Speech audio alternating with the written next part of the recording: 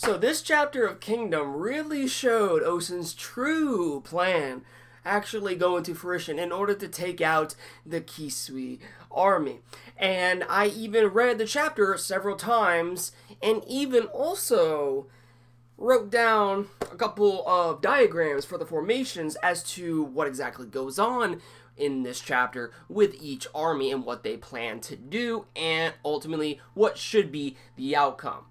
Yeah, I went all in when it comes to this chapter. So hopefully this video actually gives you all a better understanding as to what was taking place during this chapter of Kingdom. So the first thing that happens within this chapter is that we see Moten actually decimating pretty much the Kokaku unit, and they have gotten to the point into which they are losing their numbers severely that they actually have to retreat and, you know, possibly head back to the Kisui army in order to get reinforcements. Moten is like, yeah, let's follow them. So that's basically where we start off with this diagram. Hopefully you guys can see that. This is the Moten army, and they are completely chasing after the Kokaku unit. So pretty much around the time where we see Moten actually driving off and scaring away the Kokaku unit, this is where we see Moten end up heading to the Kisui HQ, because as we know, as they were pushing forward, the Kokaku unit was pushing back in order to get reinforcements at the Kisui army. And due to this, it actually infuriated Bate-sama that Bate actually makes his way across from the unit in order to intercept Moten. So in turn, this causes Moten to retreat because they know that they cannot take one of the strongest men in the Kisui army head on. They can't. It's basically like I stated before within my previous chapter review of Kingdom when it came down to Moten's attack. He likes to lay a pincer attack. He likes to nitpick at the enemy first. He likes to go in, get in some work done, come out, and then go back in. And that's exactly what we see Moten do from here. And he knows that if he is in a battle way too long, then ultimately his plan itself can ending up shattering in, you know, shambles. So now with Moten being forced to retreat, we actually see that Bate is drawing closer and closer and closer onto Moten's unit, and therefore is almost at their location. However, Bate is stopped by two other soldiers within Moten's army that intercept him. And this actually brings about an action.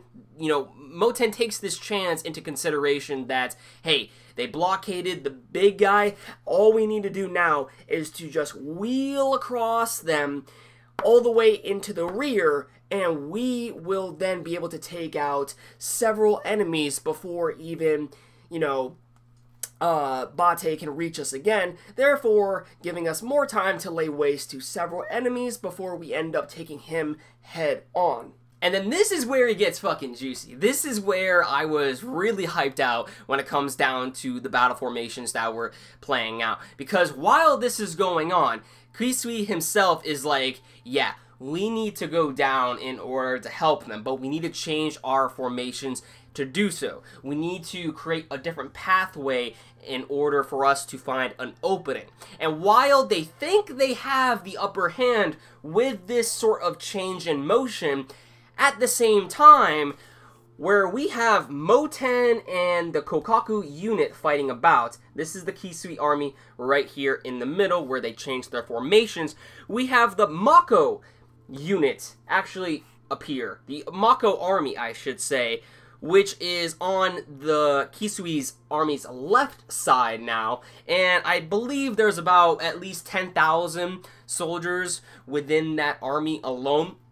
So we have 10,000 soldiers coming to the left of the Kisui army, and we also have Moten and the Kokaku unit fighting it off. And as we know, the Moten unit is trying to wheel across to the right side in order to hit from the rear. So we can already see what's happening here. We can see the left side and the right side are pretty much surrounding the Kisui army as of right now. However, as the Kisui army is heading down, we see right beneath them these two armies appear, which is, I believe, 5,000 each, which is basically a second wave of the Qin, you know, soldiers.